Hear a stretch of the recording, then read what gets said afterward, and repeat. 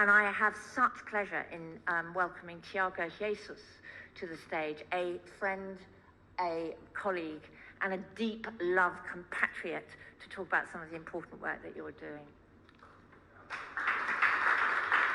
Thank you so much, Alison.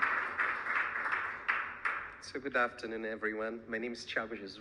I'm from Brazil, and I have the privilege and the honor to work with Alison and the amazing, incredible team at Julius Bicycle. It's where love is. And I also work at People's Policy Projects. We are an arts research center that investigates how arts and culture can support communities to become more resilient against injustices. And in our work, we bring together artists, activists, academics, and community leaders who are using creativity to transform their realities and imagination to build new futures. For 10 years, we have had the honor of closely collaborating with some extraordinary Indigenous artists from Brazil. The beating heart of what we do is the incredible work that they are leading in the Xingu Indigenous territory in the south basin of the Amazon region. The Xingu is the first indigenous territory recognized in Brazil in the 60s and is home to 16 ethnic groups and 7 linguistic families. It is one of the most ethnically and linguistically diverse indigenous territories in the whole world, and one of the most densely populated. But the Xingu is today also one of the main barriers to deforestation in the Amazon. On one side of the border, you have monoculture, the vastness of monoculture of soy. The Xingu is a real-life metaphor. The monoculture of our project of society, of a modernity that extracts the life out of everything it reaches. On the other side of the border, multiculture, the fullness of the rainforest canopy, the immensity of the ancestral traditional knowledge that points to the future we must collectively pursue, the indigenous relationship with nature that safeguards 80% of the remaining biodiversity on the planet. Through our collaboration with the Kuikuru and the Wauja people of the Xingu, I have seen indigenous people learning filmmaking skills so they can preserve the stories, the songs, and the knowledge that they are being lost. And they are now producing film and festivals worldwide. We saw their most important heritage site, the Kamukwaka Cave, their book of learning, criminally destroyed in an attempt to expropriate their lands. We saw a community in grief that got together and redraw their sacred petroglyphs from memory so that their ancient stories are preserved for future generations with the support of 3D technology.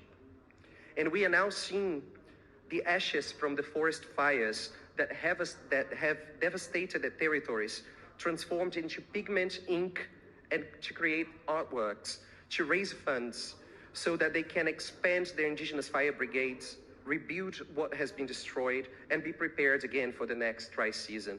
And I just want to give a special shout to Piratau Aujá, who is here with us, one of these incredible cultural warriors that has been leading the work with us in the Xingu. And all of these stories and these examples are unique, but they are also universal.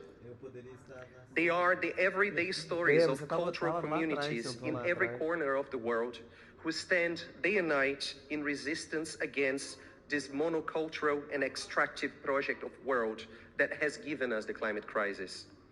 And as Her Royal Highness Princess Dana Firas of Jordan said, culture made COP history yesterday. 24 cultural ministers endorsed a declaration recognizing the vital role that heritage, the arts, traditional knowledge systems, and diverse cultural expressions have in adaptation and mitigation, and in helping us to imagine a more just, safe, and fossil fuel-free world. Yesterday, at the launch of the Group of Friends of Group of Friends of Culture for Climate-Based Action, Brazil Minister of Culture, Margarete Menezes, said, culture is not just a victim of climate change, but also a force that can and must be mobilized so that the change we need to implement in time to achieve the goals of the Paris Agreement. And we, members of the civil society, especially us from the Global South, who have been for so long disrupting the narratives, remaking art, and reclaiming our humanity, will be mobilizing for the adoption of the joint work decision on climate and culture next year at COP29, towards the implementation of a working plan that puts culture at the heart of climate action at COP30 in Brazil. And we will be working together, and we will also be watching everyone very closely. So, muito obrigado. Thank you very much.